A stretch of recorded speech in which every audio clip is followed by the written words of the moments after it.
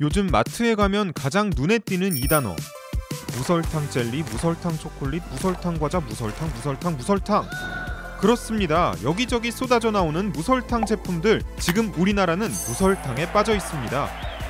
분명 몇 년 전만 해도 무설탕 하면 콜라 정도만 떠올랐는데 정신 차려보니 이제는 소주까지 무설탕이라고 하는데, 너도 나도 관리하는 시대에 이게 웬 한 줄기 빛 같은 소리.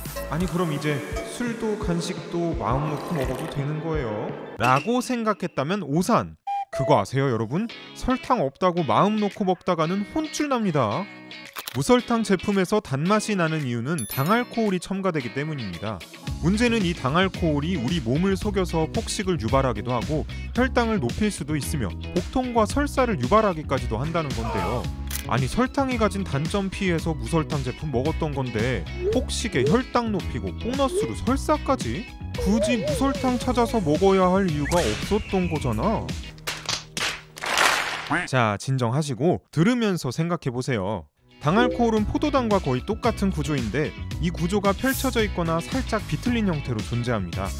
당알코올이라고 불리는 이유도 술이 들어가서가 아니라 이 구조에서 OH가 알코올이기 때문이죠. 대표적인 당알코올로는 자일리톨, 소르비톨, 말티톨, 에리스리톨 등이 있는데요. 얼핏 보기에는 대체당으로서 역할 톡톡히 해내고 있을 것 같은 당알코올이 문제가 되는 건 우리 몸이 알고 있는 당뇨와는 조금 다른 생김새에서 출발합니다.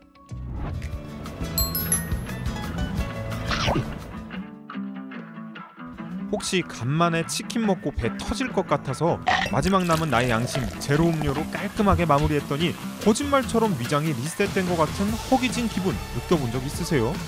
당알코올 때문일 수도 있는데요. 우리 몸은 생각보다 똑똑해서 속이는 게 쉽지 않습니다. 소화효소는 과당과 포도당 같은 일부 당류만 분해할 수 있어서 당알코올과 같은 가짜 당이 들어오면 금방 알아채게 되는데요. 당인 줄 알고 신나서 봤더니 당이 아니면 화가 난 몸이 빨리 진짜 당을 채우라고 요구하게 되는 거죠. 자일리톨이 충치 예방 효과가 있는 것도 비슷한 원리입니다. 충치균은 당류에서 주로 에너지원을 흡수하는데 자일리톨은 당과 구조가 비슷해서 충치균이 당으로 착각하고 자일리톨을 먹습니다. 당이 아닌 자일리톨은 흡수가 되지 않아 배출되고 충치균은 배출된 자일리톨을 다시 당으로 착각해서 먹게 됩니다. 이 과정을 반복하며 서서히 굶어 죽어가는 거죠. 하지만 우리는 충치균과 다릅니다. 가짜 포도당이 에너지원으로 흡수되지 않으면 에너지원으로 만들 다른 음식을 찾으면 그만이죠. 일부 당알코올은 혈당을 올리기도 합니다. 특히 말티톨은 GI 지수가 설탕의 약 57%인데요. 일반인에게는 괜찮을 수 있지만 당뇨 환자에게는 다를 수 있습니다.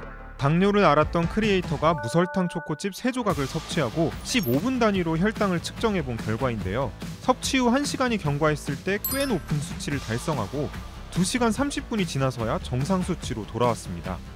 대부분의 대체당은 그래도 설탕보다는 GI 지수가 낮고 우리 몸에 흡수되는 정도가 낮기 때문에 급격하게 인슐린 수치에 영향을 주지는 않는데요.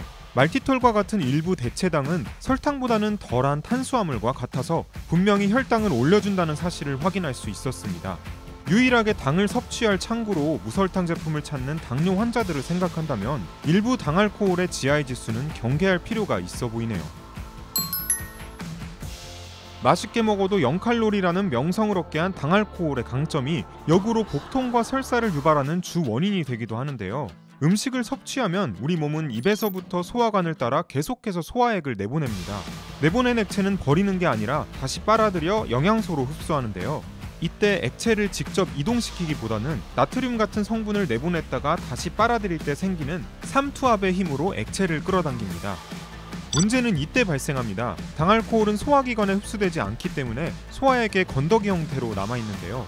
당알코올이 분해되지 않은 액체는 무거워지고 삼투압의 힘으로 당기기에도 역부족이어서 더 많은 액체가 그대로 대장에 남게 되는 거죠. 그렇게 우리는 액체를 머금은 변을 배출하게 됩니다. 이뿐만이 아니라 흡수되지 않고 대장에 남아있는 물질이 많아지면 장이 발효 운동을 하게 되고 그 과정에서 가스가 발생하기도 해 복부 팽만감과 복통을 유발하기도 합니다.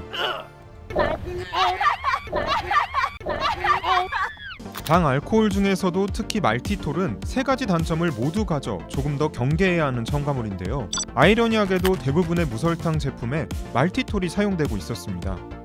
낮은 단가 대비 설탕과 비슷한 맛을 내서 설탕의 단점을 보완할 가성비 있는 대체당으로 잘 활용되는 건데요. 무설탕 제품이 맞기는 하지만 정도만 약하지 설탕이 가진 단점을 다 가졌다고 생각하니 어째 그 타이틀이 허상처럼 느껴지기도 합니다. 또 약한 부작용도 누군가에게는 위협이 될 수 있는데 제대로 알고 먹는 사람들이 많지 않다는 점도 문제로 느껴지는데요. 설사 이슈가 있었던 무설탕 젤리의 경우 과량 섭취 시 설사를 유발한다는 주의 표시가 있기는 했지만 표시가 눈에 띄지도 않았고 어느 정도가 과량인지도 정확하게 명시돼 있지 않았습니다. 말티톨이 당뇨 환자에게 좋지 않다는 점은 그 어느 제품에도 명시돼 있지 않았고요.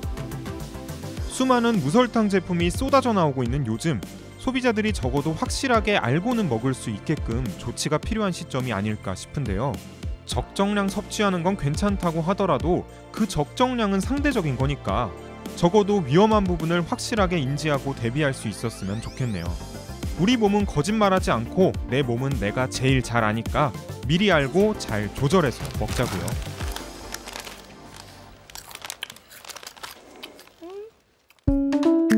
이번 영상을 만든 PD가 추천하는 영상도 보고 가세요. 스브스 뉴스의 다른 영상을 즐기시려면 구독 버튼을 꼭 눌러주세요.